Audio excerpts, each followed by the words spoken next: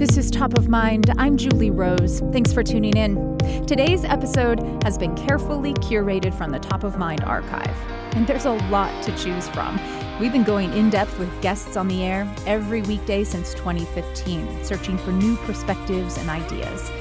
I hope what you hear today makes you think about your world a little differently and sparks satisfying new conversations with the people in your life. Let's dive in.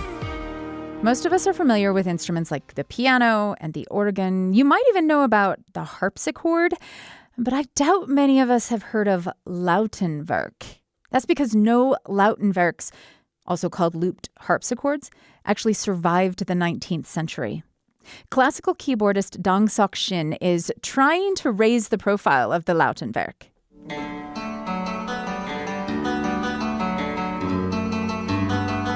This is him playing a Lautenwerk made in the modern era. It's a reconstruction. And this is a song by Johann Sebastian Bach, who is believed to have written it specifically for this instrument. Bach was a real fan of the Lautenwerk.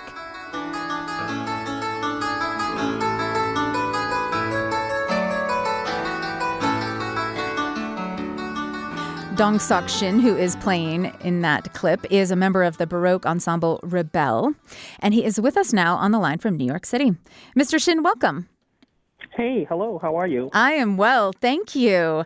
Why didn't any Lautenwerks survive the Baroque era? It's a very good question for which there's probably no real definitive answer, but there were thousands and thousands of harpsichords made all over Europe, and relatively few of them survived wars and going out of style, among other things. Some of the surviving antique harpsichords have literally been found in grain silos and attics and basements, and sometimes in very, very sorry condition. So, and a Lautenwerk in general, even though it is essentially a harpsichord, that's a keyboard instrument that plucks the strings, but they tend to be built lighter than normal harpsichords, so they're even more fragile, perhaps. I see. So that may explain it. And of course, actually, they were not, even though Lautenwerks had some popularity, that doesn't mean that they were popular. So there were relatively few of them compared to the number of harpsichords, and if we think that only a certain percentage of harpsichords survived, then it's not actually all that unusual that Lautenwerks, just as a whole, didn't survive. There are lots of instruments that never did survive. And do we know? How do we know that Bach was interested in the Lautenwerk? A couple of reasons. One is that some of the pieces that were popularly known as lute pieces, in fact, say Lautenwerk or harpsichord. They will say that they're for keyboard or lute. And most of those notations, in fact, are later. But the most definite information we have is that when Bach died, there was an estate inventory done that was customary when someone died. You take an inventory of what was in the estate. And among the list of something like 18 instruments that he owned, violins and other things like that, he owned 6 keyboard instruments, I think, and 2 of them were Lautenwerks. So we know he had them. They were named in his inventories. I want to come back to the songs that he may have actually composed for the Lautenwerk. But just describe for me, how do we even know? I mean, obviously there was no photography. Do we have sketches of Lautenwerks? Do we, how do we even know what they look like for a historian to, make one, an artisan to make one that you could actually play in 2021? An excellent question. There are no drawings or sketches or diagrams that I'm aware of. There are written descriptions of them, however, and some of them are anecdotal about how the skillful players of Lautenwerks could fool even a professional lute player that it wasn't a real lute. So we know that they existed, and then there are a couple of very fairly technical verbal, written down descriptions of them, which describe the instrument, not telling you that the C string is this long or anything like that, but they tell you quite a lot. And so now there are at least 2 versions of these descriptions, and they do conflict with each other a little bit. So I think that probably each one by each maker was sort of an individual, its own thing, if you know what I mean. Yeah. But the descriptions give you enough that a good maker of keyboard instruments, harpsichords, can then put their thinking cap on and their imagination and come up with something that's plausible.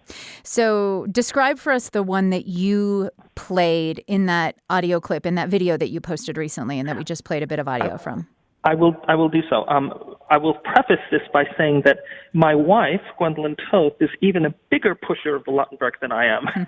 We own one, in fact, and it was made by a maker in Bethlehem, Pennsylvania, named Willard Martin. And she has recorded the complete Bach-Goldberg variations on that instrument. The instrument I'm playing is made by a different maker. His name is Anden Huben, and he is in Tuscaloosa, Alabama. And his instrument is short. That is, compared to a typical harpsichord, it looks short. And just for anyone who hasn't seen a harpsichord, it looks like a smaller, more compact grand piano, often. Right. Okay. It can. I mean, it looks like a piano, basically, yes, if anyone who's seen a piano.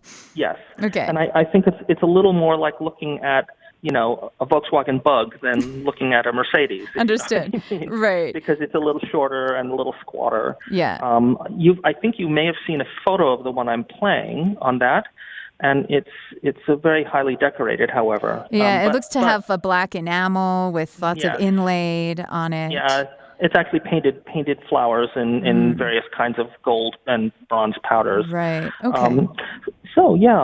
But the instrument is described as, one of the descriptions says it's like a normal harpsichord, except, of course, it has gut strings instead of metal strings, and it's shorter than a normal harpsichord. I see. Okay, so let's talk about the mechanics, but I want to let people hear the differences first. So let's start with the lute. You said that it's like a keyboard version of a lute.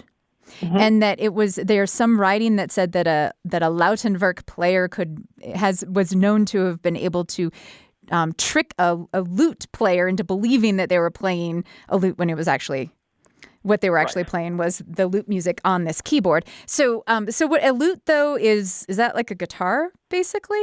Well, it's a separate family from the guitar. It actually has probably Middle Eastern origins. The Arabic instrument called the oud is sort of the precursor to the lute. And the lute is its own family of instruments. They came in all sizes, great numbers of, small to great number of strings. The longest ones that are known as theorbos are like 6 feet long. So there's a whole family and variety of them. So, but the lutes are fretted, plucked instruments, and they're plucked usually, they can be plucked by you could be holding a plectra of a sort of the Baroque version or Renaissance version of a guitar pick. Okay. Or you can use your fingertips. Okay. And the stringing is in gut. Okay, gut. We'll get back to that in a second because that's important. Mm-hmm. But let's listen to a bit of then. This is the acclaimed Italian musician Mario D'Agosto performing Bach's Prelude in E-flat on the lute.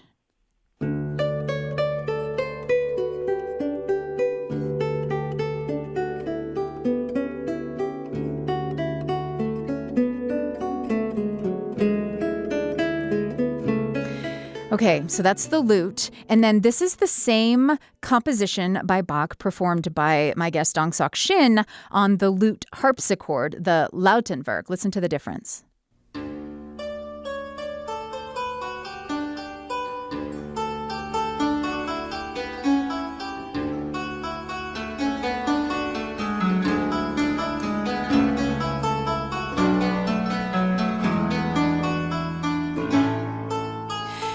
Mr. Shin, they sound similar.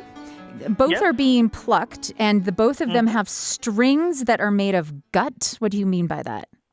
Okay, so a normal harpsichord has strings of metal, and the metal is usually brass or iron. Now, a lute or a lute harpsichord has strings made of gut, and the gut is usually sheep gut, and they literally process the intestines of animals like that. Sheep, they also used cows too, and they would make strings out of these. And strings like that were very common. I mean, they were used in all the violin family instruments. the viola da gamba family instruments, and then things like lutes. And then the issue, of course, with a lute harpsichord is that for every note on it, and in that instrument I'm playing has about 56 notes, I think, every key has at least one string, if not more. And in fact, that harpsichord has about 80 or 90 gut strings in it, versus a lute, because it's fretted, you'll need way fewer strings. You need, 14 strings, say. Yeah. And then you just, you put your finger on the fingerboard, and that defines the length of the string and the note. So you don't need so many actual physical strings. And the gut strings, let's just give people another audible comparison. So here's what a harpsichord sounds like with the metal, the steel or whatever metal strings. And this is actually your wife, Gwendolyn Toth, playing Bach's D major partita, the Allemande, on a harpsichord.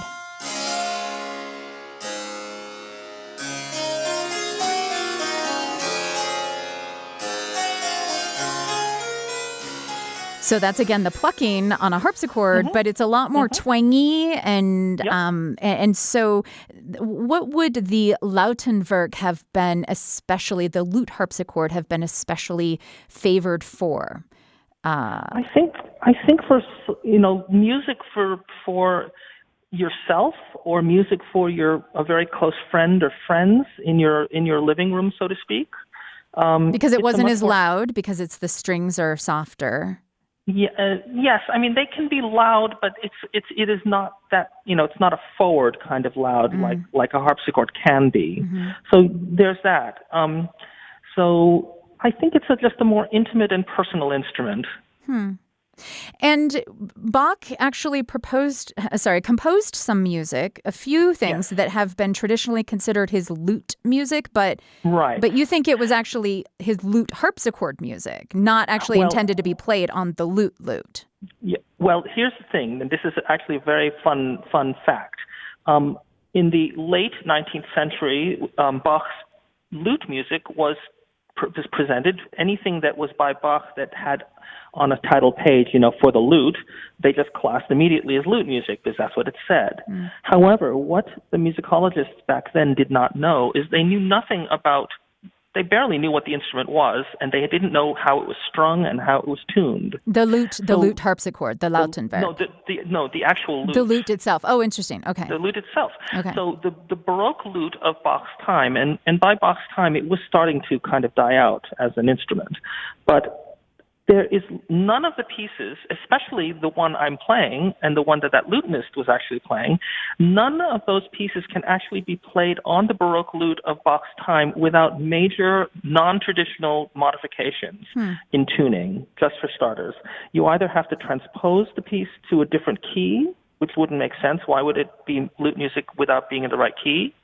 Or you have to tune the instrument in a totally untraditional way to be able to play it at all. So that's one of the biggest reasons why even lute people will say, the Bach lute pieces, they sound great on lute if you can make it work, but it's hard to make them work. But they work just fine on the lute harpsichord.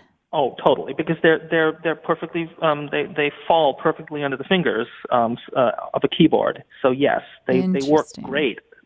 Much easier to play. I think that any lutenist would tell you that those so-called lute pieces are almost impossible to play on Bach on a lute. And again, all these crazy modifications have to be made.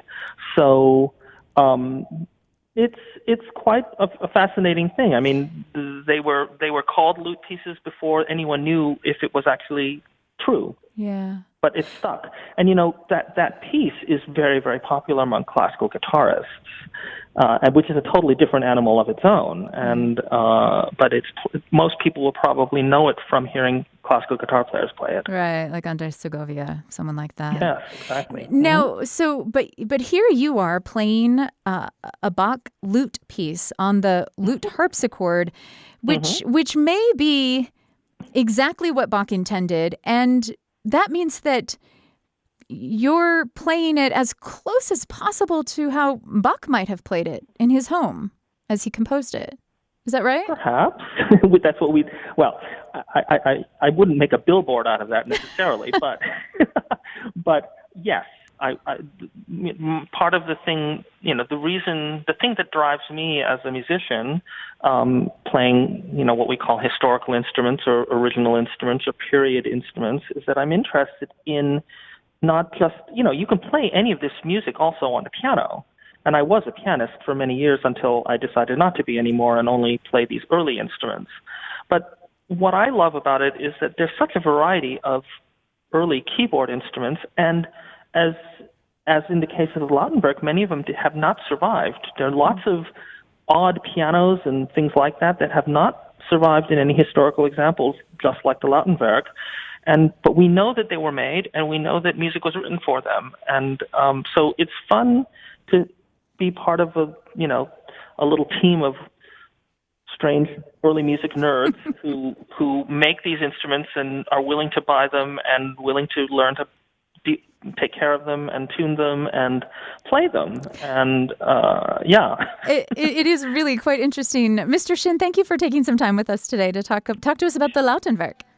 Thank you. Thank you for having me. It's nice to talk with you. And here's a bit more of Dong-Sok Shin, who is a classical keyboardist and member of the Baroque ensemble Rebelle. He's performing that piece by Bach on his Lautenwerk. More great conversations from the Top of Mind archive are coming up.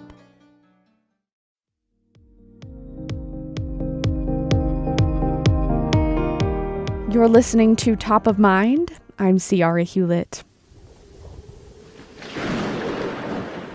We've all heard creepy stories of the supernatural.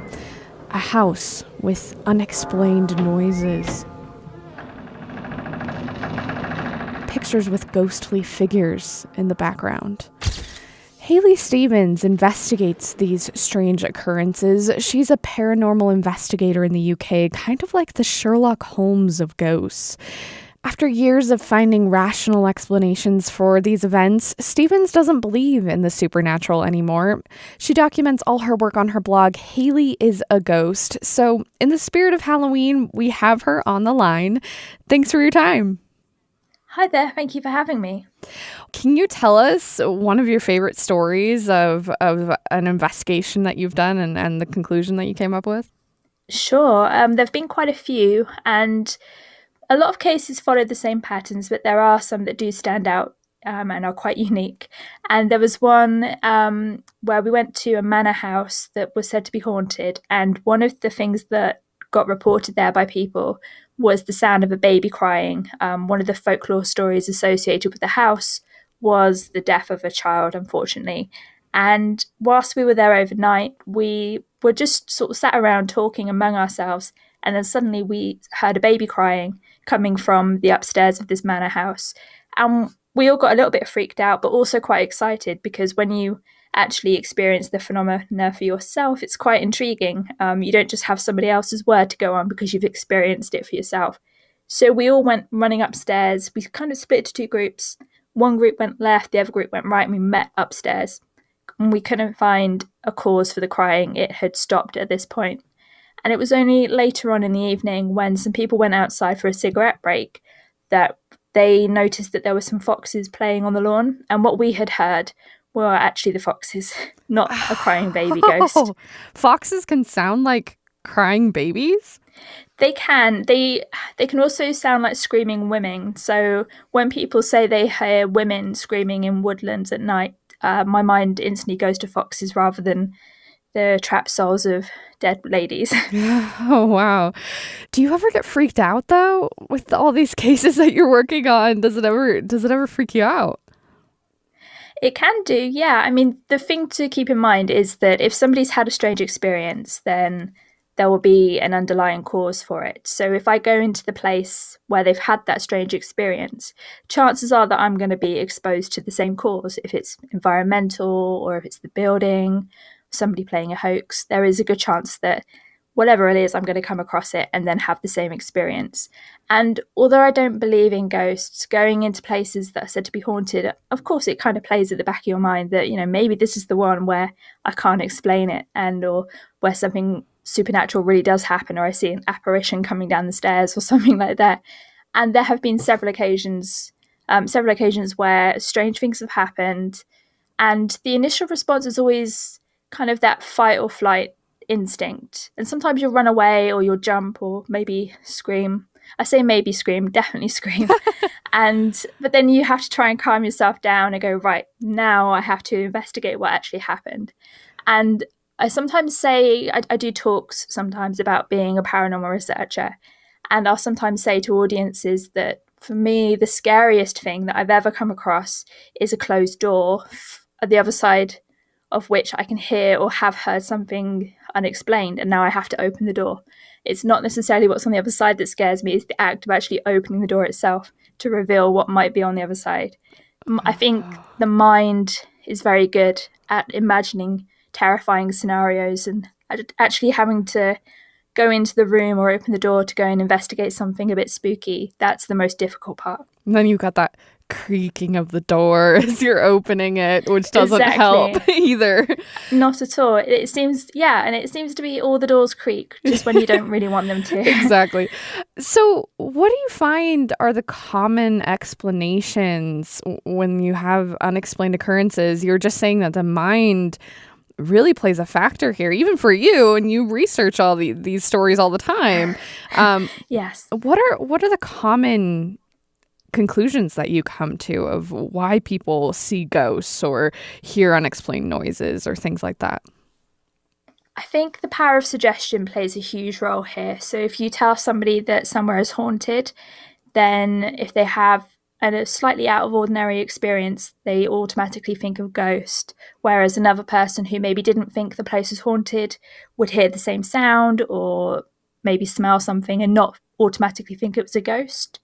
I think also the most common cause that I've sort of come across are bad photography habits. So people will send me photographs and sometimes videos quite often to try and get my opinion to see if I can explain them. And more often than not, it's just photographic anomalies that look a bit strange, but if you know what causes them, are really obvious. Can you give us an example of photography gone wrong? You actually came face to face with a ghost once. I did, yes. Not as you might think, though. So there is a pier near where I live, not too far away. Clevedon Pier was said to have a ghost. And unlike a lot of hauntings, it was a sort of an active one, so it's happening now. It wasn't a historic thing that was ongoing. It was a new case. And it made the local press and piqued my curiosity. And so I contacted the people who managed the pier and started asking them questions and asked if they wanted any help. Did they want someone to come and research the case? And they kept sort of brushing me off and not really responding to any of my questions, which I thought was a little odd, but, you know, they don't know who I am, so that was fine. And then I realised that I may as well just go down there, pay my few pence to go onto the pier as a visitor. And I did that, and I went to the little cafe that they have on the end where you can look out at the sea. And as I was sat in there, I got talking to the lady that worked in the cafe, and I asked her, so is this place haunted like they say?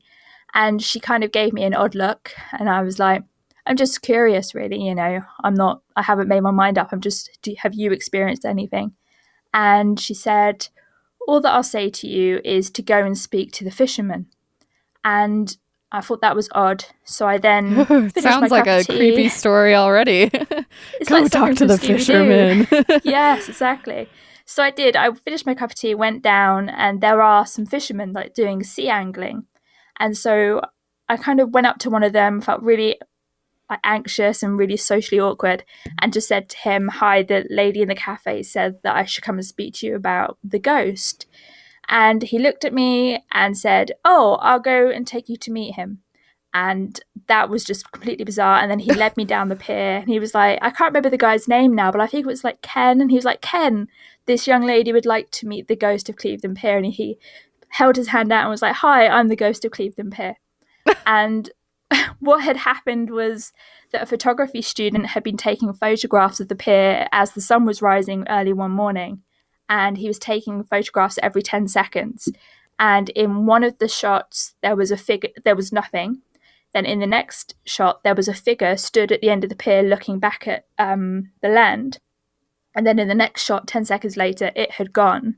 And so the student thought that was weird and went to the press. But it turns out it was just this fisherman who had been out of sight, had then gone to check on his new car, which was parked on the shore, and then had just gone back to his fishing line.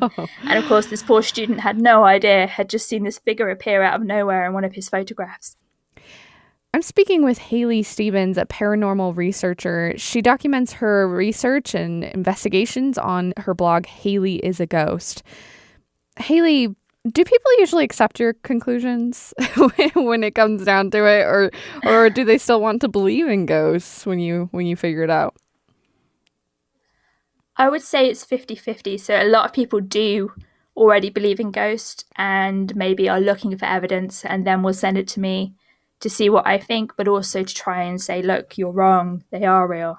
And those people aren't really interested in what I actually have to say, and that's fine, because I'm not here to change anybody's mind. I'm just here for my own sake, really, to change my own mind maybe, or to learn new things. But a lot of people do accept my explanations, and I think some people are scared by the idea that they could be haunted, or that there could be something supernatural happening in the place they live or the place they work. And if I can explain it, then obviously that takes that kind of fear away and offers some relief. But I do try and get people to try and sort of explain their own hauntings by making them consider what else could be happening and getting them to jot down maybe a diary of when it happened, what else was happening, what was the weather like, what were you doing, what were other people doing.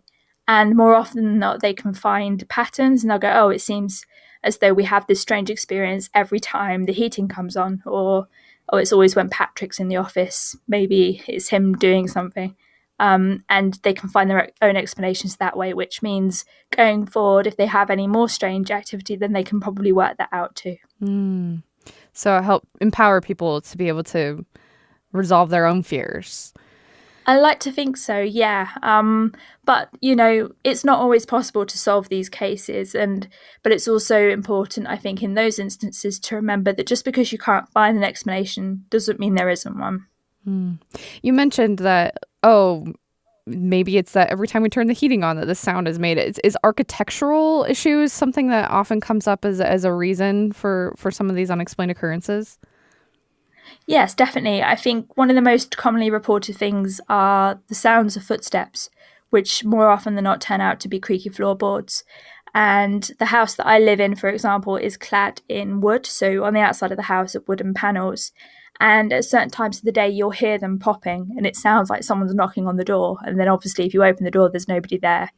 And a lot of people will mistake the sounds of expanding water pipes as knocking noises. So people often associate knocking noises with ghosts. But actually, if you listen to your house or the building that you work in throughout the day, you will hear all sorts of sounds like this, which could be mistaken as something a bit spooky. I think the most important thing to remember about your home is that if you have a boiler or something which can give off carbon monoxide, a lot of the confusion that can be caused by carbon monoxide poisoning can also be mistaken as being from a paranormal cause.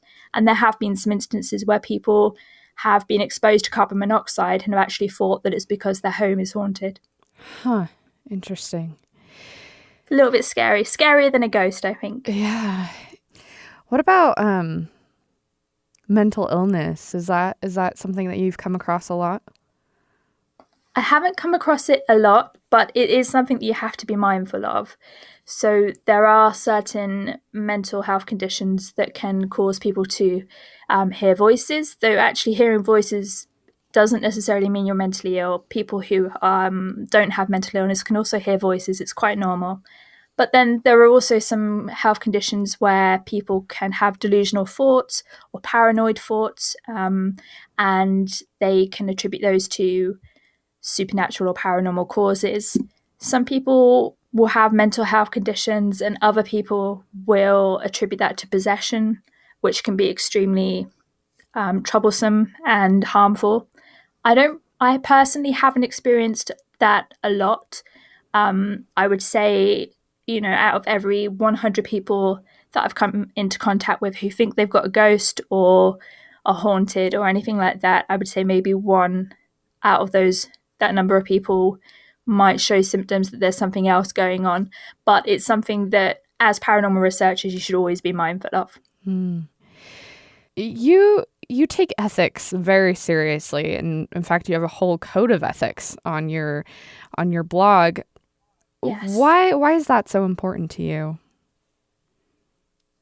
I think when it comes to ghosts and the idea of life after death and what happens, these are big questions that everybody wants to know the answers to, or questions that people think they already know the answers to, and they mean a lot to people. And there are certain stages of our lives where we can be quite vulnerable. So if you're recently bereaved, then I don't think that paranormal researchers should be coming into your home and saying, yes, your house is haunted, or no, it's not haunted. I think for some people, the idea that ghosts are with them is actually a very comforting idea. And that's why personally, and as my code of ethics would sort of outline, I would never go in and debunk someone's haunting if they were bereaved sort of in the last year, because at that point you're very vulnerable. We spoke about mental illness. I don't think paranormal researchers should be working with people who have underlying mental health conditions, because you don't know how your contribution to their situation could upset them or harm them and make situations worse for them. There are other forms of help that they might be encouraged to find. I don't think ghost hunters are a form of help for them. And also children, I think, are quite vulnerable when it comes to ideas about the paranormal. I think that when you're a child, the way that you develop your understanding of reality versus fiction, it takes some time, and something that we think of as maybe being potentially fictional, maybe real, to a child can be very real, and I think it could be very damaging.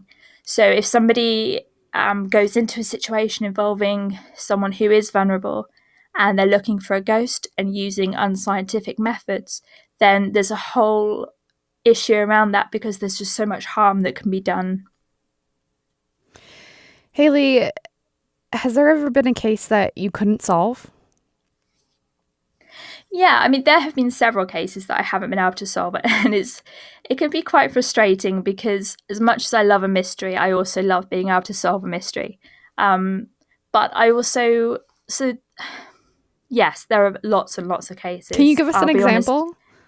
I'm just trying to think of the best one. I think It's probably the case of the Shires shopping centre. So where I live, the next town over from where I live is the county town of Wiltshire.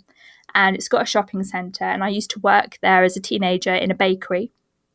And we used to have some very strange things happening in the bakery. This was before I was involved in ghost research. Maybe it contributed to me becoming involved, I don't know. But we used to have things like our aprons would be open from behind us when there was no one behind us. It was as though someone had pulled the knots loose. We would go in and stock would be moved around. People would hear their names being called. And I remember once serving on the bakery counter, and a customer sort of looking past me at the back of the shop, really alarmed, and I was like, "Are you okay?" And he said, "This sounds absolutely bizarre, but I've just seen a woman walk through that wall." And I was like, "Oh great, I'm here on my own. I really didn't need to hear that. Oh my gosh." And I remember there was one shift where I was working with an elderly colleague, and we both saw, this sounds absolutely ridiculous, but we both saw a loaf of bread sort of kind of almost float off of his shelf and then hit the floor. I have no explanation for that.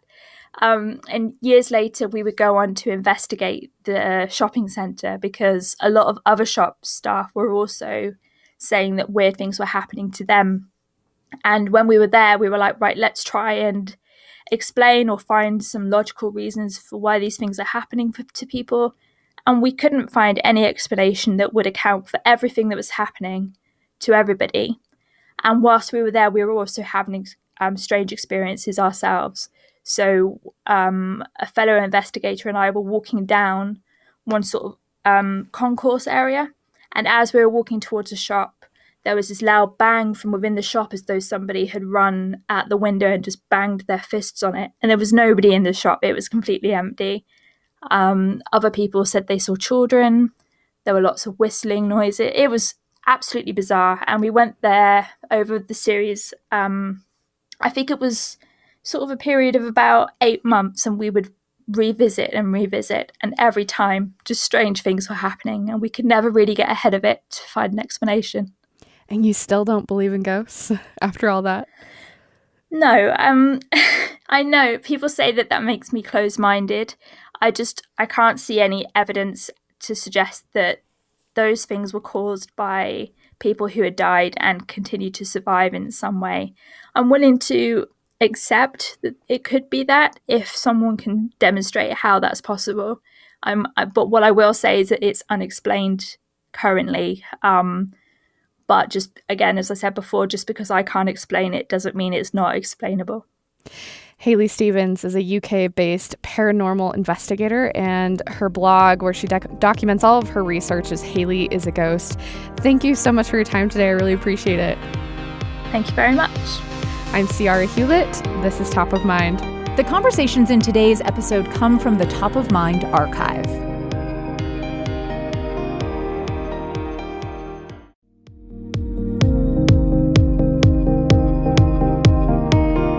You're listening to Top of Mind. I'm Ciara Hewlett.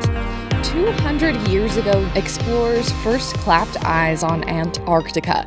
The frozen, barren continent is the coldest place on Earth, but that wasn't always the case. Believe it or not, it was once a rainforest with trees and swamplands. Johann Klages helped make this recent discovery. He's a marine geologist with the Alfred Wegener Institute in Germany. He joins me on the line now. Welcome. Yeah, thanks for inviting me. What would this forest have looked like? Yeah, that's a good question, because we at first just saw some very strange sedimentary strata that we have never seen before like that.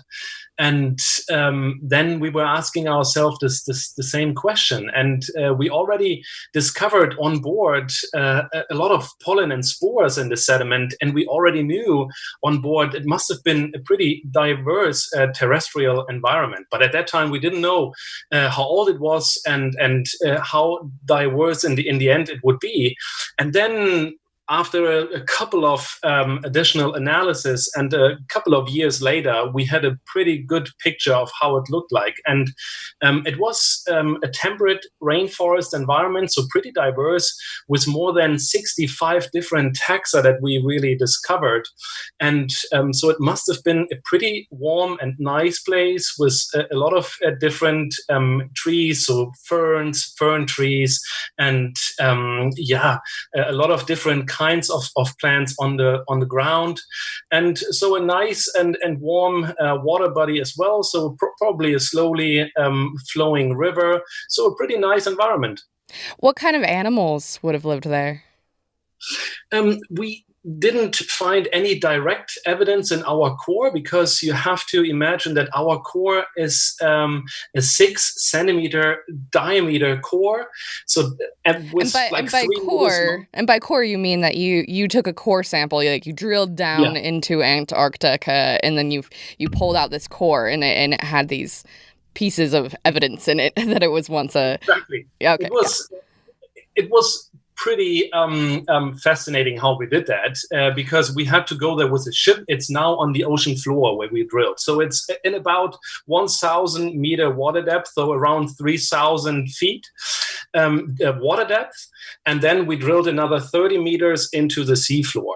And so the lower 3 meters of that core, this is where the material was inside. So that was a lot of work to get there and to even know where we have to drill. And in that sample, we found all this evidence. But as I said, so the core has a diameter of 6 centimeters, and it's about 3 meters long. So the section where this mid-Cretaceous, so 90 million year old material was inside. So it was not easy to recover. But in this sediment sample, we didn't find any direct evidence for animals, but for this very diverse environment with a lot of different plants. But if you find and reconstruct an environment like that, it's very certain that also animals must have lived there. So insects, dinosaurs, flying dinosaurs. That's for sure. It would be more strange to not have any animal life in that environment. Dinosaurs. So this must have been a really, really, really long time ago that this was a rainforest. Yeah, it was.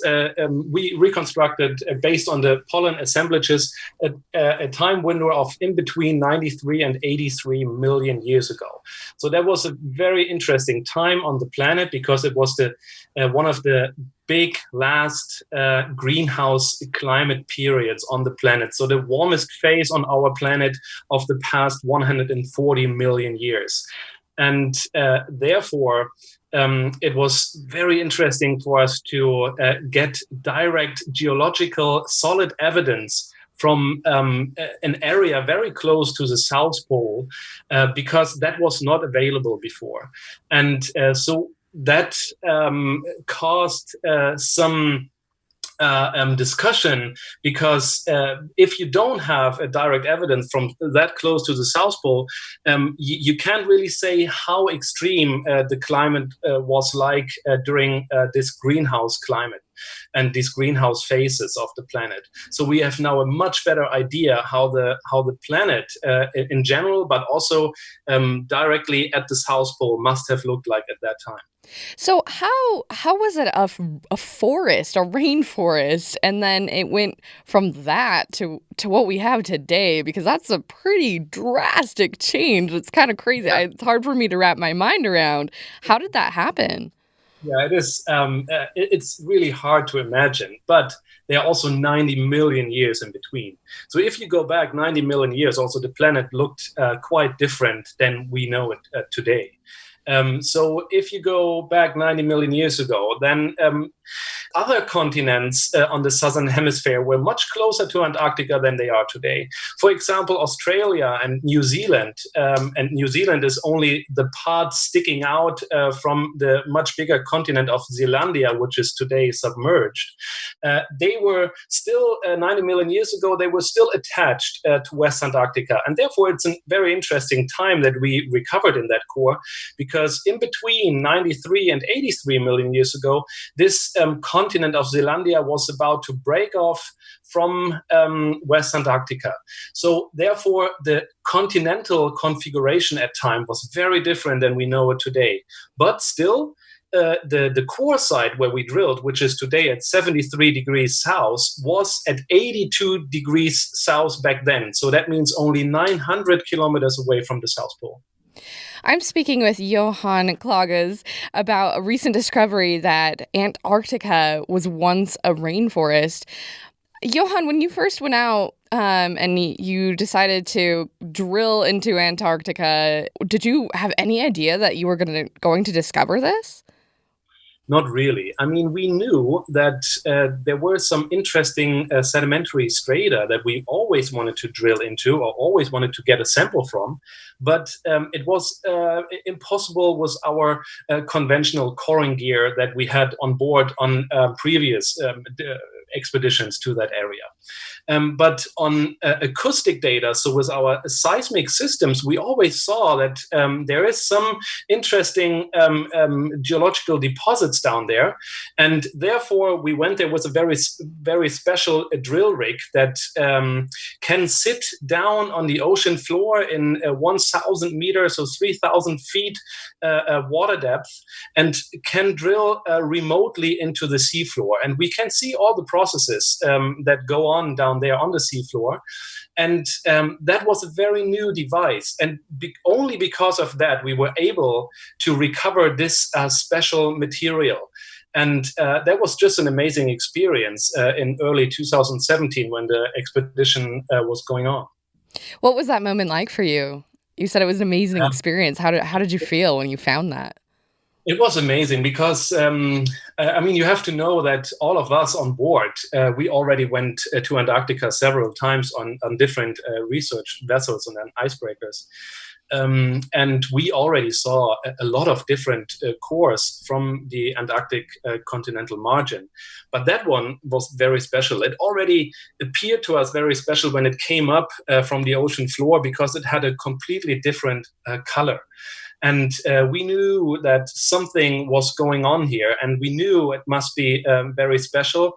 And we were lucky because the liner, so the core where the sediment was sitting in, was transparent. So we could already peek through that and saw the color immediately.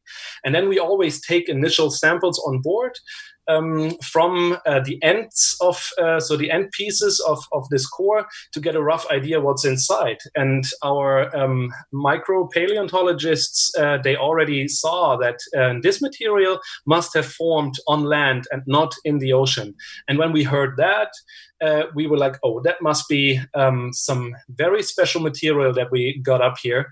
And therefore, we decided not to open it on board and bring it back first to the lab and do CT scans, so 3-dimensional CT scanning with the cores. And that was the moment when we really saw what's inside. So that was exciting. You said that when you brought up this core, it was different, a different color than the cores that you'd seen previously. What was the difference? What did you normally see, and then what did this one look like? So usually we see a lot of debris with a lot of different grain sizes. So from very coarse grained to fine grained, pretty, sometimes very bright material. It looks very similar. But this one was very dark, really dark brown to grayish material and very fine grained throughout. So nothing really coarse inside. And then sometimes we saw some black spots in there already on board, and we couldn't really explain what that was. And I told you that we then brought it back with the ship to Germany, and then brought it into the lab and did some 3D CT scanning in a hospital. And when we did that and we got the data back, then we saw what these black spots were. So it was a pristinely preserved network of fossil roots that went down all the way to the bottom of the core. And when we saw that, then we realized, okay, here we have a piece of a forest soil pristinely preserved and without any reworking since 90 million years ago. Wow. Do you think that we would ever get to the point where Antarctica is a rainforest again? Yeah, that's a question a lot of people ask me since this work was published. We are on a pretty good way to emit a lot of CO2 into the atmosphere again. And so we all know, and we all also realize that temperatures are rising and that polar ice is melting. But at the same time, we have to realize that we have a different configuration now on the planet, and we have huge ice sheets on the planet. So we have the Greenlandic and the Antarctic ice sheet, and they act like gigantic mirrors for the rays that come from space and that get reflected back to space. So these ice sheets act as huge refrigerators for the planet. But at the same time, we also know that these ice sheets retreat at an alarming rate right now. And at the same time, also atmospheric temperatures keep rising. And we do that at an accelerating pace right now. And in the end, the planet we live on doesn't really care where the CO2 is coming from. Back then, 90 million years ago, we had very intense volcanism. So there was a lot of CO2 from, for example, seafloor spreading in the oceans and in the atmosphere. So that was the source back then. Today, it's human activity. And so we dig out CO2 that was in sediments on the ocean floor and that deposited over millions of years and usually would have brought back into the atmosphere over millions of years. But we do this now within 100 to 150 years. And of course, it has an enormous impact on the climate system because it starts the same physical processes And we will definitely be on a good way to melt the ice sheets again, and probably at a much faster pace than we know from the recent geological past. Do you think that your research will help in any way to slow this down? Is there anything that you discovered now that we know that Antarctica was once a rainforest? Do you think that will help with climate change in any way? Yeah, it will, because we don't really have a good picture of how climate dynamics are in these high CO2 worlds. And because we are on a good way to drift again into a high CO2 climate world, we need to understand how climate dynamics on a global scale work in these greenhouse climates. And so far, we only have very, very limited records from highly sensitive polar regions, so where climate change is happening at a much faster pace than anywhere else on the planet. And this is what makes our record so special, because so far the southernmost geological records from these periods were at about 70 degrees south, so 1,400 kilometers further south. And we had no direct evidence about the climate dynamics during these extreme climates close to the South Pole. And this is now a direct a data point for temperature, for species that live there, for precipitation, that climate models can use as a target value. And if climate models that aim at simulating future climate dynamics can simulate the climate back then in these conditions, then we make them more reliable also for simulating future dynamics. And therefore, it is very important to understand globally climate dynamics during these past greenhouse climates that we had on the planet, and because they are the only window we have that allow us to make assumptions about future climate dynamics. Johann Klages is a marine geologist with the Alfred Wegener Institute in Bremerhaven, Germany. Thank you so much for your time today. I really appreciate it. Thank you. It was great. I'm Ciara Hewlett. This is Top of Mind. Top of Mind is a production of BYU Radio. Ciara Hewlett, Cleon Wall, and Kyle Riemond produce the show. Today's episode was curated from Top of Mind's vast archive of past conversations. I hope you enjoyed hearing some of our favorites. You can find more, lots more, from Top of Mind on the free BYU Radio app. I'm Julie Rose. We'll talk soon.